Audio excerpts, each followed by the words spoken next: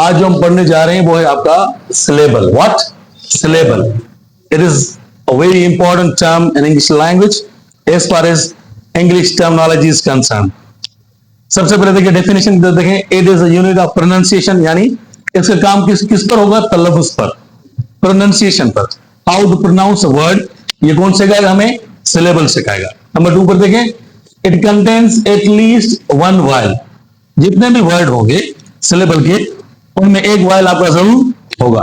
उसके बाद देखिए it helps dividing words into parts and pieces.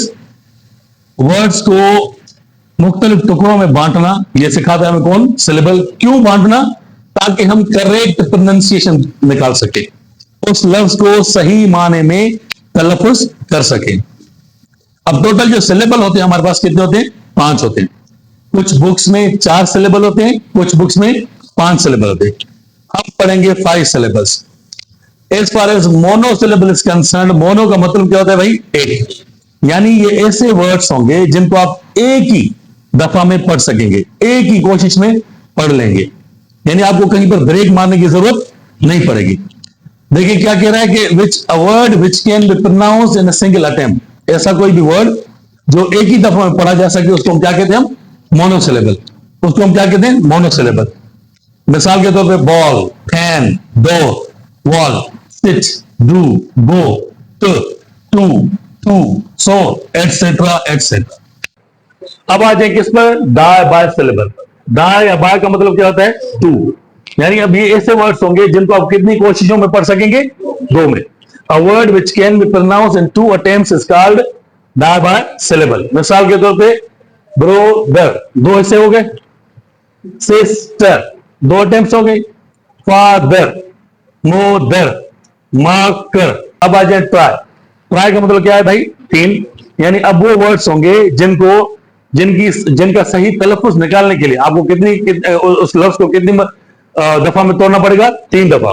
मिसाल के तौर पे a word which can be pronounced in 3 attempts is called trisyllable. देखिए ambulance, 3 हिस्से हो गए. tradition, 3 हिस्से हो गए, 3 टुकड़े हो गए. presented, 3 टुकड़े हो गए. beautiful. तो ये वो वर्ड्स, इनके अलावा भी हजारों लाखों और भी वर्ड्स हैं. I have just written just for the sake of example, ताकि आपकी अंडरस्टैंडिंग क्लियर हो. हम आपको इसकी असाइनमेंट देंगे. Obviously you will find other words yourself. अब आ जाए आखिर क्या? सेकंड लास्ट क्या आपका? क्वाड्रिसिलेबल. लफ्ज क्वाड का मतलब क्या होता है? 4.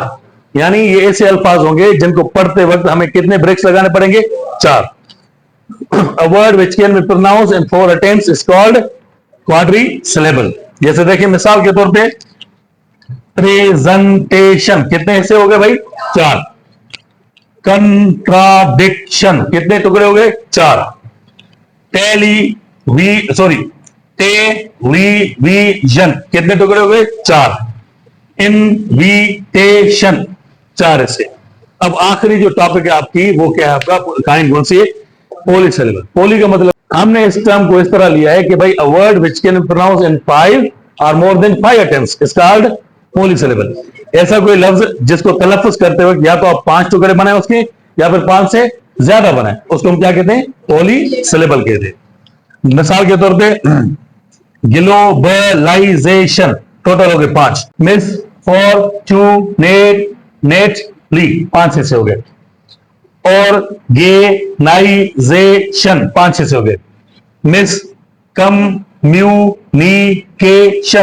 अब सिलेबल का काम क्या होता है एक्चुअली इन द लास्ट, कि भाई जितने भी बड़े वर्ड होते हैं उनको हमें समटाइम्स प्रोनाउंसिएशन एक्यूरेट निकालने में थोड़ी दुश्वारी होती है. जब हम उस वर्ड को प्रोनाउंस करते हैं इन सिलेबल्स को अप्लाई करेंगे तो हमें क्या मिलेगी? एक्यूरेट प्रोनाउंसिएशन मिलेगी. I have got it. Thank you.